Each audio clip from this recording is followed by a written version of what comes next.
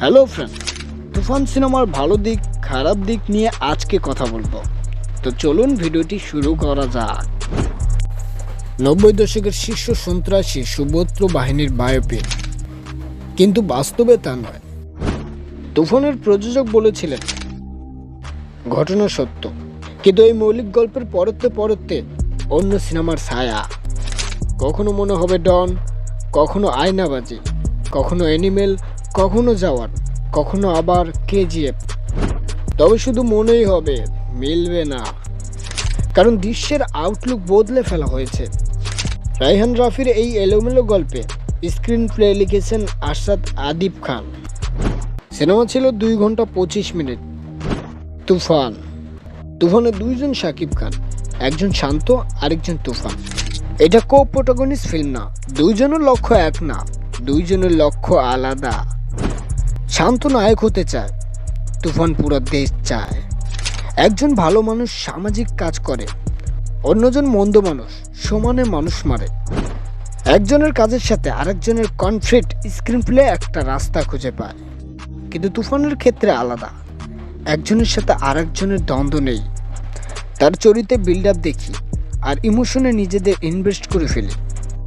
কিন্তু গল্পের 40 মিনিট পরে আরেকটা শাকিব খান মানে তুফানের আগমন ঘটে। এই চরিত্রটি আসার পর আবার গল্প শুরু হয় একেবারে ছোটবেলা থেকে।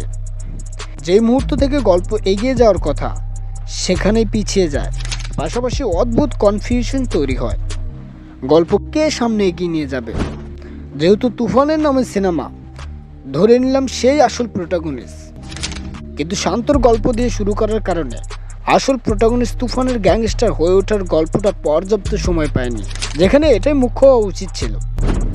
এদিকে সিনেমা মিউট পয়েন্টে এসে যায়, কিন্তু নায়ক এখনো পুরোপুরি গ্যাংস্টার হয়ে ওঠেনি। তার জার্নি মাত্র শুরু হয়েছে। এরপর তুফান একের পর এক মানুষকে মারে আর সহজে এগিয়ে যায়।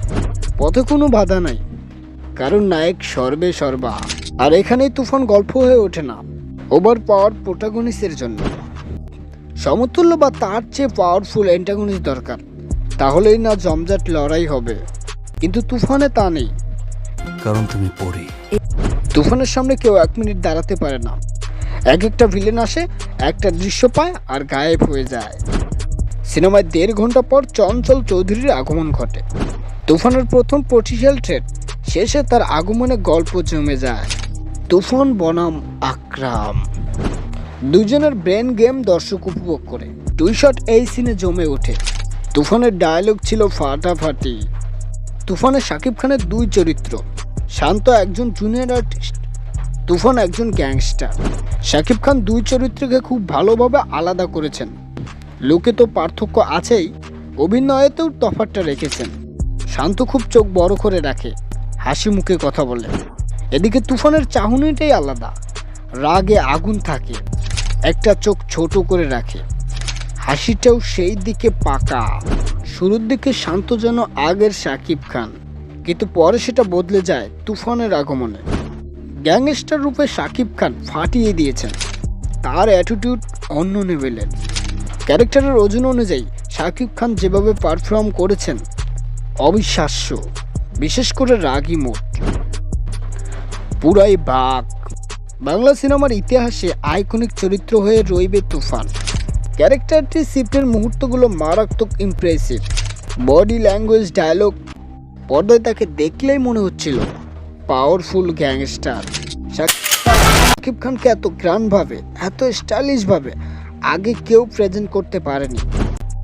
সাকিবিয়ানরা শাকিব খানকে যে রূপে দেখতে চেয়েছিল সেটাই পেয়েছে তুফানে। সিনেমায় নায়িকা ছিল 2 জন, একজন নাবিলা, কিন্তু তার স্ক্রিন টাইম ছিল খুবই কম।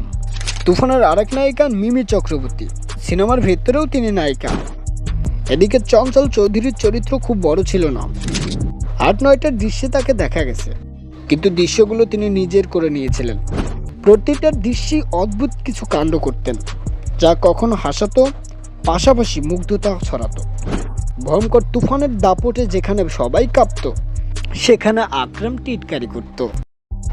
তুফানে আরও ছিলেন গাজী রাকায়েত, মিশা সওদাগর, শহীদুজ্জামান সেলিম, সালাউদ্দিন লাবলুর ঝলক ছিল। এক কথায় অসাধারণ তুফান।